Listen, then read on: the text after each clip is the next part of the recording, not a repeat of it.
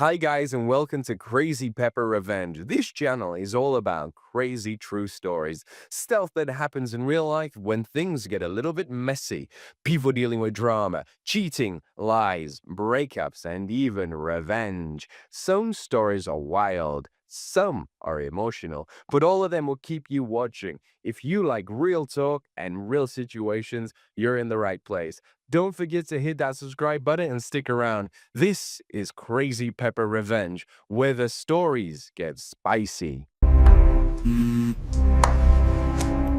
Yes, Miss Chen. I'm ready to lead the real reboot. Last week, my father-in-law, Richard Turner, passed after a brutal 6-month fight with cancer. He founded Turner Enterprises, a massive manufacturing company worth several $billions. At his funeral at St. Michael's Cathedral, I stood in the back pretending to mourn while everyone else put on the performance of a lifetime. The whole thing felt like a corporate-sponsored Greek tragedy. My wife Jessica stood up front in a designer black dress that looked more red carpet than funeral, dabbing her eyes with a handkerchief that probably cost more than most people's rent. The board members watched her like vultures circling fresh meat. I could see the dollar signs in their eyes. To everyone there, I was just the useless son-in-law who married into money. The guy with no real job who showed up sometimes to play on his computer.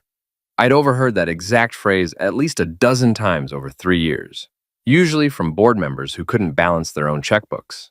But Richard had been different. He'd been my mentor and friend. We'd spent years in his study, laughing at the board's incompetence over expensive scotch. He taught me the real business, not the sanitized MBA version.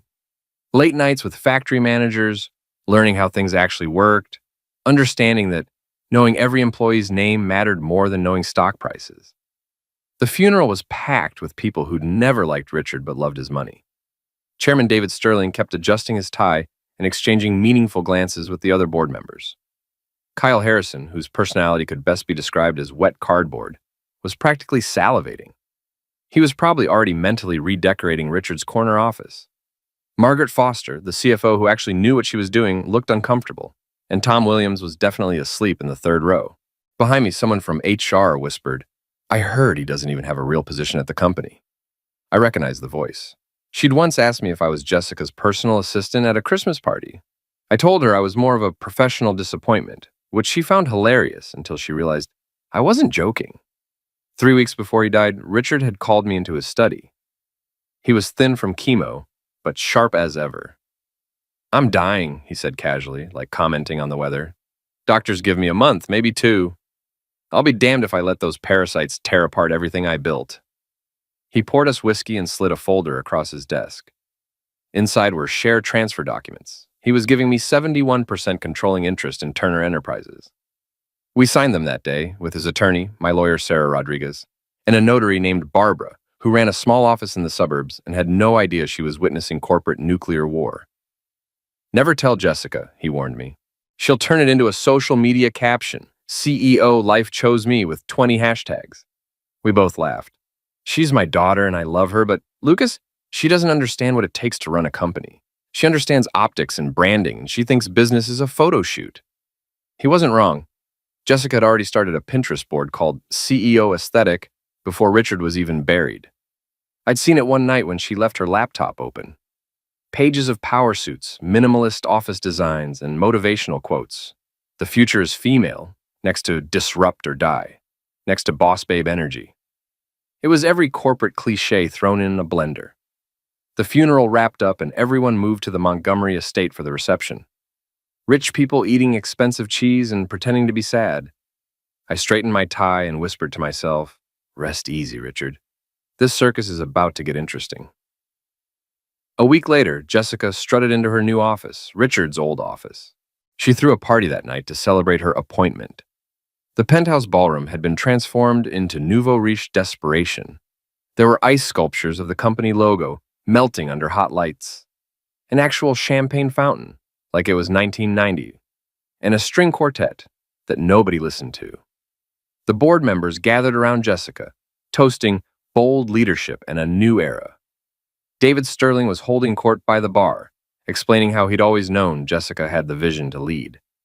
This was the same guy who told Richard 6 months ago that women were too emotional for executive positions. Apparently, death and dollar signs changed perspectives. I was standing near a melting ice sculpture when Kyle materialized next to me holding a martini.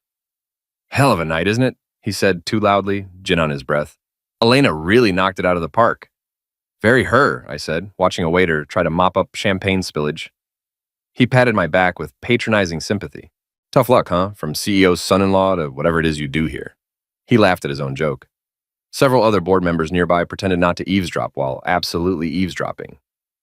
Breathing and collecting dividends, I said casually. It's exhausting. Sometimes I have to sit down. He laughed harder, not realizing he just congratulated his future boss. Behind him, David watched our interaction intently, probably trying to gauge whether I'd cause problems. The thing about being underestimated is it's like having a superpower nobody knows about. While Kyle was composing his story about poor Lucas for the next board meeting, I was calculating exactly how long it would take to dismantle his career. 3 weeks, maybe 4. Friday morning arrived like a freight train nobody ordered. At 9:30 a.m., I got an email from David's assistant.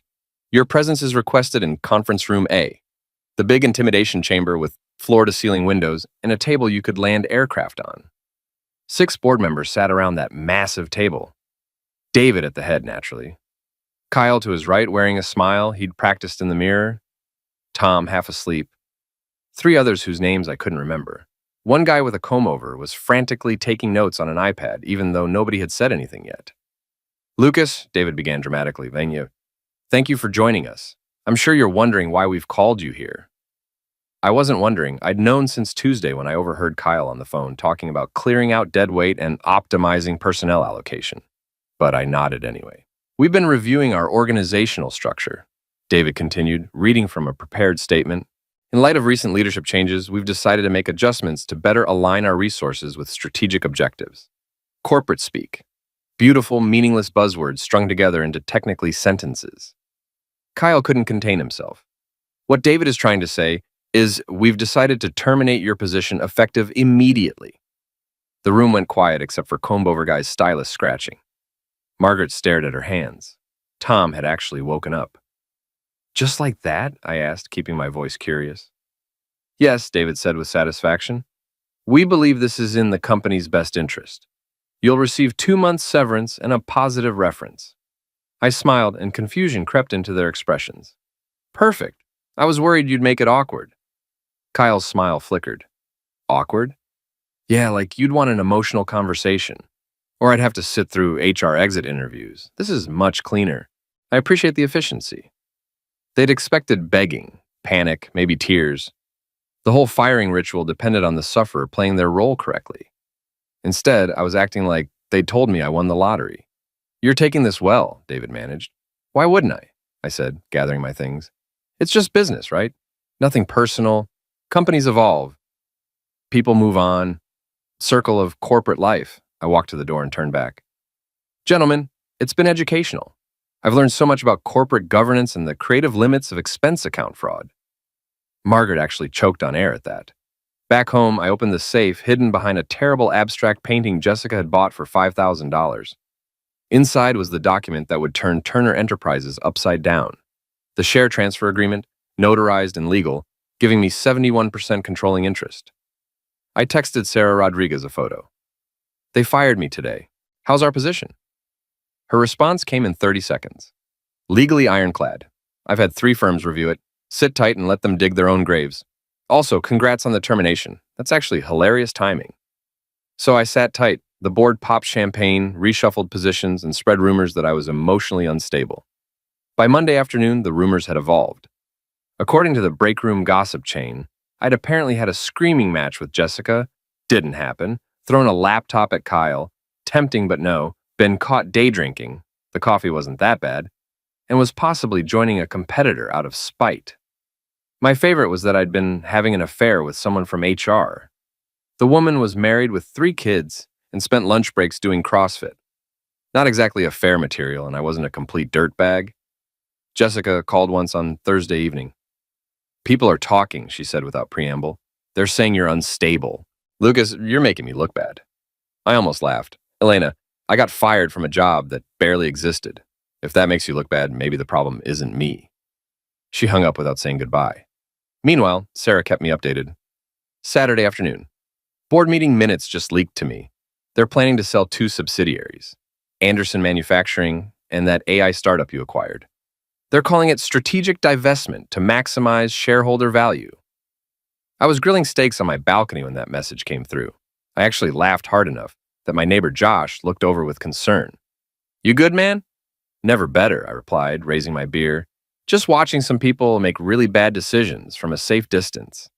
Anderson Manufacturing was named after the grandfather of Victoria Chen, who owned 18% of Turner Enterprises. Selling it for cheap was basically spitting in her face. The AI company, NeuralSync, was actually profitable in developing genuinely interesting manufacturing automation. It was like watching someone sell classic car parts for scrap metal prices. I texted Sarah back, "Perfect. Let them hang themselves." "Which subsidiaries?" "Anderson Manufacturing and NeuralSync. You know, the ones that are actually profitable. They're selling the good stuff to juice quarterly numbers." It was so predictable it hurt. Short-sighted executives sacrificing long-term stability for short-term gains that would make their stock options look good before they jumped ship to another company. Sunday was even better. I slept until 10, made waffles from scratch, and spent the afternoon reading financial reports Sarah sent over. The board's plans were laid out in excruciating detail, all in corporate language that made "we're screwing everyone for personal profit" sound like innovative restructuring initiatives. They were selling Anderson Manufacturing to a private equity firm for substantially less than it was worth, probably because someone had a connection and expected a kickback. NeuralSync was being shopped to competitors. It was corporate self-destruction. Sunday night around 9, my phone rang. Kyle Harrison. I stared at his name for 10 seconds, debating whether this would be entertaining enough. Curiosity won. "Kyle," I answered, putting him on speaker so I could continue reading. "To what do I owe this unexpected pleasure?" "Lucas, hey buddy." His voice had forced cheerfulness. Either drunk or about to ask for something. "How's the weekend treating you? Getting some rest after everything?" "Just processing my emotions, contemplating life choices," I said casually, flipping pages. The usual post-termination activities. Also made waffles. They were excellent. Pause. He was trying to figure out if I was being sarcastic. I was. I was always being sarcastic. "That's great, man. Really great. Listen, tough week, huh? The whole termination thing must have been rough." I could hear the fake sympathy, the vocal equivalent of "bless your heart." "Devastating," I replied deadpan. "I've been crying into my premium whiskey and expensive steaks all weekend. It's been very difficult." "Right, well, I just wanted you to know, totally off the record, friend to friend, if you're ever looking for a job, I know a guy at a small firm downtown. They're always looking for talented people. I could put in a good word, help you land on your feet." I had to bite my tongue to keep from laughing. Kyle was offering me a job like he was throwing a life preserver to a drowning man. The condescension was thick enough to cut with a knife. "That's kind," I said, meaning it to sound sincere, but definitely coming out amused. "Does he need someone to buy him out by Monday?" Silence, complete, beautiful silence. "I'm sorry, what?" "The firm," I clarified, thoroughly enjoying myself. "Is he looking for an acquisition? Because I've got some capital freed up and I'm always interested in investment opportunities." More silence. I could hear gears grinding in Kyle's head. "I think you misunderstood," he finally managed. "I meant like an analyst position, entry-level stuff, to get you back in the game." "Oh, I understood perfectly," I said, still smiling. "I just thought if we're talking about downtown firms, we might as well think big. But hey, if he needs an analyst, tell him to send me his info. I'm always happy to review opportunities." He didn't get the joke. Kyle had never gotten a joke in his life unless it was explained in PowerPoint format with supporting documentation. Monday morning, I put on my best Navy suit. Jessica once said it made me look like a well-paid accountant, which I'd taken as an insult, but now realized was perfect.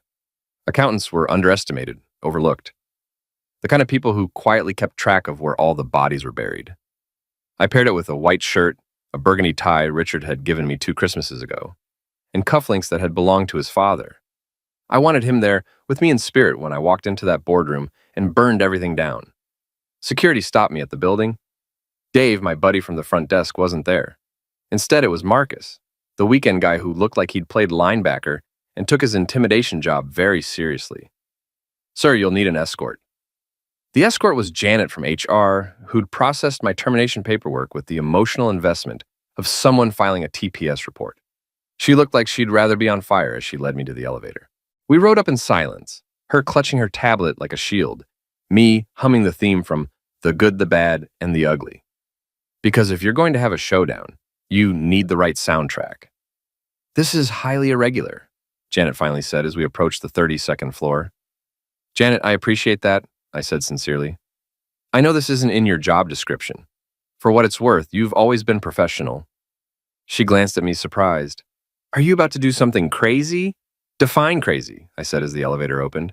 From where I'm standing, what's crazy is a board selling off profitable subsidiaries to pad their portfolios. I'm just here to have a conversation. I walked into the boardroom and every face froze. Kyle, mid-sip, nearly choked on his coffee, sputtering everywhere. David's expression cycled through confusion, recognition, and the dawning understanding that something had gone very wrong with his Monday plans. Morning, gentlemen, I said cheerfully, setting my briefcase down with a solid thunk. And Margaret, of course. Beautiful morning, isn't it? I saw a cardinal on my way in. They say that's good luck. David squinted at me like I was a mirage.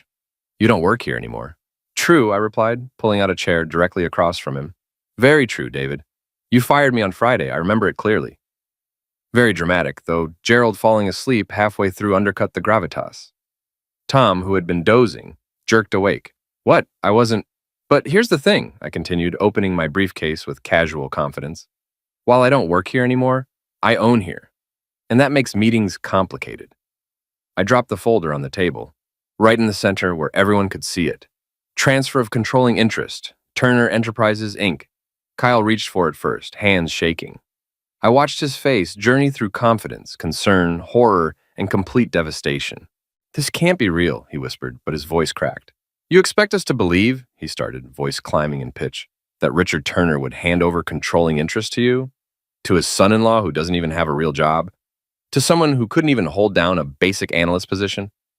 First, I said, holding up one finger, you fired me, so the couldn't hold down narrative is revisionist. Second, believe whatever helps you sleep. I don't need faith. I have documents, notarized, witnessed, reviewed by multiple legal teams, and filed with the SEC.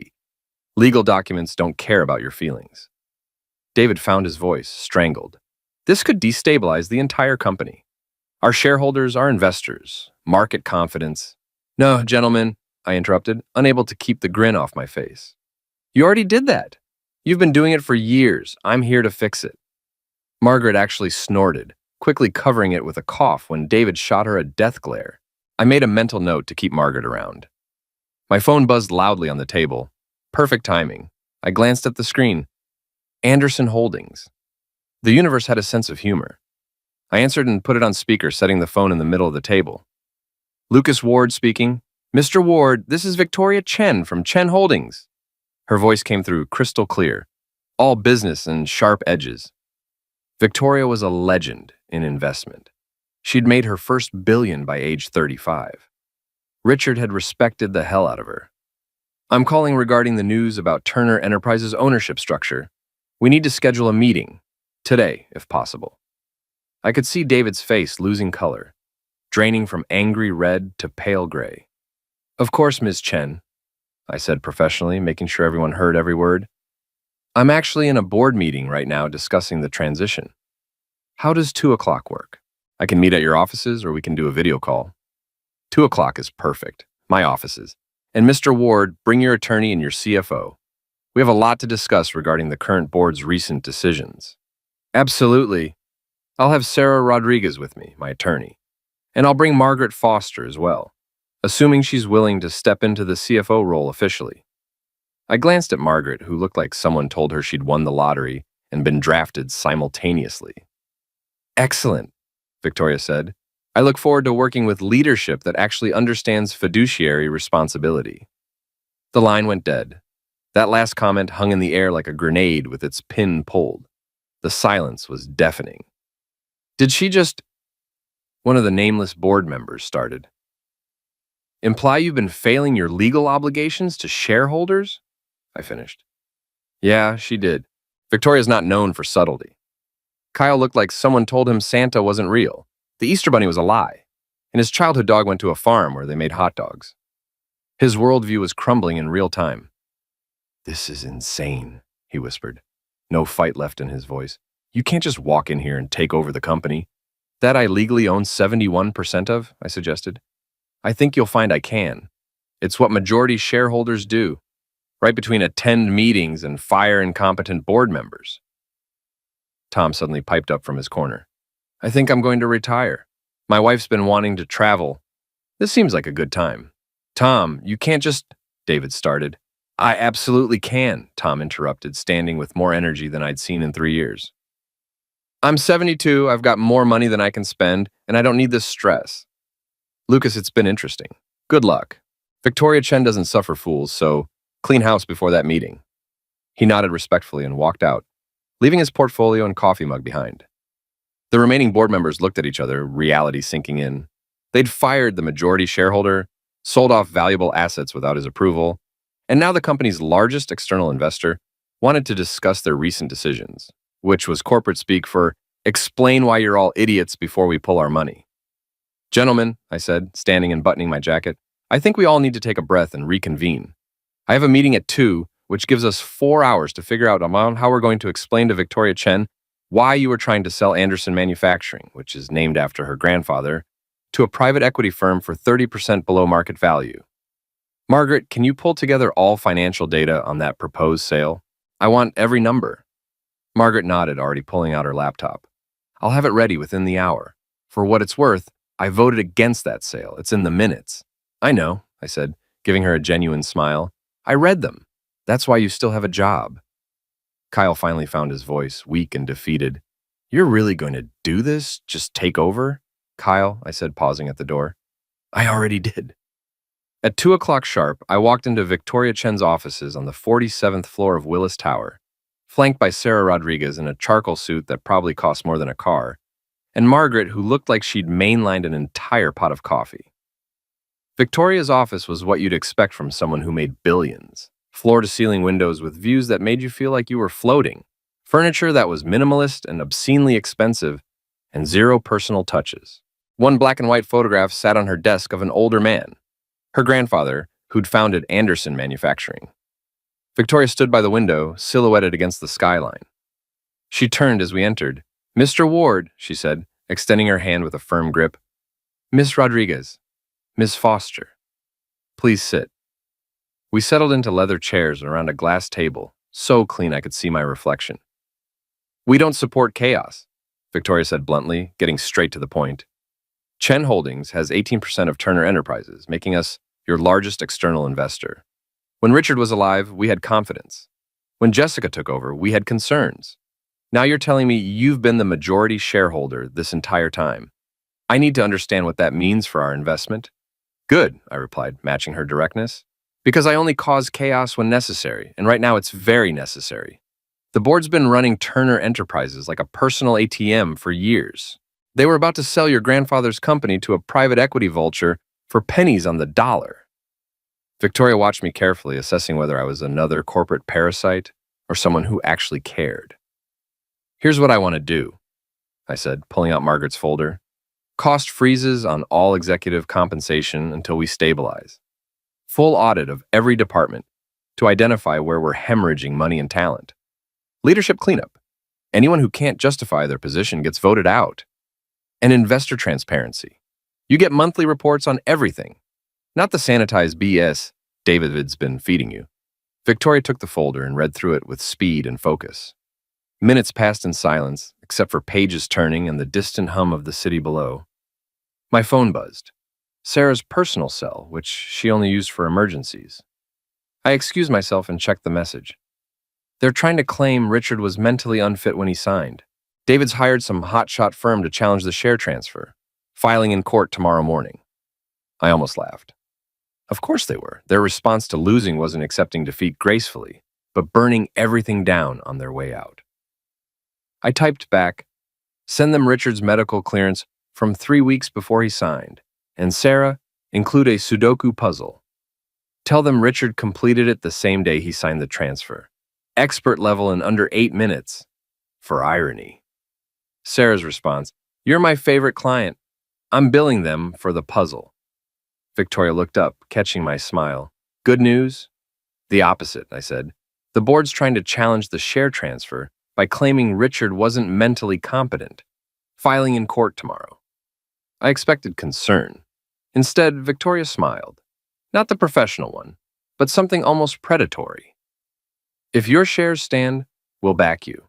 Full support, 18% voting with your 17. If they overturn the transfer, we're pulling our entire investment within 90 days and shorting your stock on the way out. I want competent leadership, Mr. Ward. I don't care who provides it, but I won't watch my grandfather's legacy get pillaged by idiots. That's fair, I said. You'll have my answer tomorrow after the hearing. Tuesday morning, I arrived at Cook County Circuit Court. The courthouse smelled like stress and defeated dreams. David was there with his lawyer, Richard Webb, who looked exactly like Central Casting's expensive attorney. Silver temples, three-piece suit, air of superiority. Kyle was there looking like he hadn't slept. Margaret had positioned herself on our side of the aisle. Two other board members huddled in back, trying to distance themselves from the disaster. Judge Patricia Morrison entered. She was maybe 60, with gray hair and a no-nonsense bun, and reading glasses she looked over rather than through, giving her a perpetual expression of being unimpressed with everyone's BS. I liked her immediately. This is case number 2025 CV 47362, the bailiff announced. David Sterling and the board of directors of Turner Enterprises versus Lucas Ward regarding validity of share transfer agreements dated October 1st, 2020. Judge Morrison shuffled papers, glanced at both teams, and sighed like she'd already decided this was a waste of her morning. Mr. Webb, you're filing the challenge. Make it quick. Webb stood with theatrical flourish. Your Honor, we're here because a grave injustice occurred.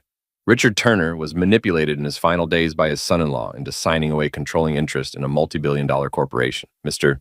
Turner was undergoing intensive chemotherapy, was on significant pain medication, and wasn't in any condition to make sound business decisions. Sarah didn't wait to be called before standing. Your Honor, if I may, please do, Ms. Rodriguez. Save me some time. Everything Mr. Webb just said is demonstrably false and insulting to Mr. Turner's memory, Sarah said, her voice sharp. We have medical clearance from Mr. Turner's oncologist dated the same day as signing, confirming he was of sound mind and not under influence of medications that would impair judgment. We have testimony from the notary public who spoke with Mr. Turner at length and found him completely lucid. We have testimony from his personal attorney who confirmed Mr. Turner understood exactly what he was doing. And, she paused for dramatic effect, pulling out a paper with a flourish. We have a completed expert-level Sudoku puzzle. Mr. Turner finished the same day in under 8 minutes, with perfect accuracy. I had to bite my cheek to keep from laughing at the expressions. Webb looked like someone told him his law degree was being recalled. David's face went through 7 different shades of red. Kyle just stared like it was written in ancient Sumerian. A Sudoku puzzle? Judge Morrison repeated, amusement in her voice, though her expression stayed neutral. Ms. Rodriguez, are you seriously submitting a Sudoku puzzle as evidence of mental competency? As supplementary evidence along with medical documentation, legal testimony, and notarized statements, yes. A man who can complete expert Sudoku in under 8 minutes clearly understands a share transfer agreement. If Mr. Webb would like to attempt the same puzzle under similar conditions to prove it's not indicative of mental acuity, I'm happy to provide one. Several people in the gallery laughed, including the court reporter who covered it with a cough. Judge Morrison's lips twitched. Webb adjusted his glasses, trying to recover. Your Honor, the timing is suspicious. Mr. Turner dies and suddenly his son-in-law owns 71%? This has all the hallmarks of undue influence. The timing is suspicious because Mr. Turner knew he was dying and wanted to protect his company from exactly what's happening now, Sarah countered. He watched his board run Turner Enterprises like a piggy bank for years. He made a calculated decision to transfer controlling interest to someone he trusted. That's not manipulation. That's good business sense and foresight. Judge Morrison held up her hand, silencing both attorneys. I've reviewed the documentation. The medical clearance is clear. The witnesses are credible. The notarization is proper.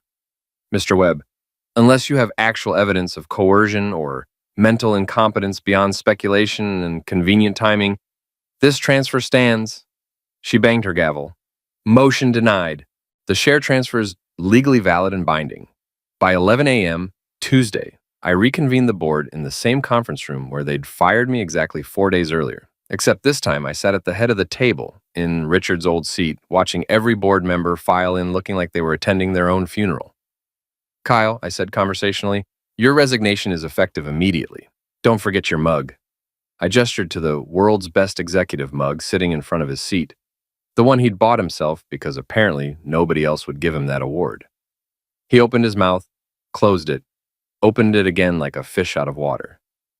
Finally, he just stood, grabbed his mug, and walked out. The door closed with a soft click that somehow sounded louder than if he'd slammed it. Silence filled the room like honey, thick and satisfying. Okay, I said, pulling out Margaret's folder. Let's talk about fixing this mess. First, the Anderson manufacturing sale is canceled effective immediately. Margaret, draft a letter to the PE firm. Keep it professional, but make it clear we're not interested now or ever. Second, the Neural Sync sale is also canceled. That company's actually innovative. Third, we're conducting a full operational audit of every department. Margaret's leading it with my full authority to fire anyone who can't justify their position or budget. That'll take months, one of the nameless board members protested weakly. Then we better get started, I replied cheerfully. And all executive bonuses are frozen until we stabilize operations. I know that's tough, but I'm sure you'll survive on your 6-figure base salaries. Try cutting back on golf club memberships if money gets tight. By afternoon, the story hit financial news like wildfire. Fired executive revealed as 71% owner of Turner Enterprises was the Bloomberg headline. Wall Street Journal went with corporate coup, how Richard Turner's son-in-law took control from beyond the grave. CNBC brought me on for a remote interview at 3 o'clock. The anchor, Stephanie Lee, had a reputation for not suffering fools. Mr. Ward, your critics say this was manipulation of a dying man. How do you respond? I'd say my critics should read the medical documentation and the court ruling before making accusations they can't back up. I replied from the temporary office they'd set up. Richard Turner was one of the smartest businessmen I ever knew. He made a calculated decision to protect the company he built. If people want to call that manipulation, they're welcome to their opinion. But the law disagrees. And firing board members on your first day as acknowledged majority shareholder. Technically my 5th day, but who's counting? Kyle Harrison was trying to sell profitable divisions for personal gain. That's not management, that's looting. I'm not here to play nice with people who treat Turner Enterprises like an 8. The interview went viral. By 5 o'clock, I had 3 voicemails from other outlets, 2 podcast interview requests, and an offer from a producer at 60 Minutes. Jessica called at 6:30 screaming before I even got the phone to my ear. You humiliated me. Everyone's talking about how I fired my own husband, who actually owned the company. Do you know what people are saying about me? Do you have any idea what this does to my reputation? I waited for her to run out of steam. Took about 45 seconds. Are you even listening? I heard every word, I said. You're upset because you fired your husband without knowing he owned 71% of your family's company. You're embarrassed because it makes you look impulsive and uninformed, which is accurate. But here's the thing. You humiliated yourself. You wanted to be CEO so badly you didn't do basic due diligence. You fired me without asking questions. Silence on the other end. Then she hung up without saying goodbye. That evening, I stood in Richard's office, my office now, with a glass of whiskey, watching the Chicago skyline at night. The city lights stretched toward the horizon like electric stars. This wasn't just revenge, though watching Kyle's face had felt pretty damn good. It was restoration. Richard had built Turner Enterprises from nothing, turned it into something that mattered, something that employed thousands of people and created real value. The board had been slowly cannibalizing it, and he'd trusted me to stop them. I raised my glass to the skyline, to Richard's memory, to whatever came next. The company was safe. The parasites were gone. Monday morning, we'd start rebuilding what they'd nearly destroyed. Best firing I ever got.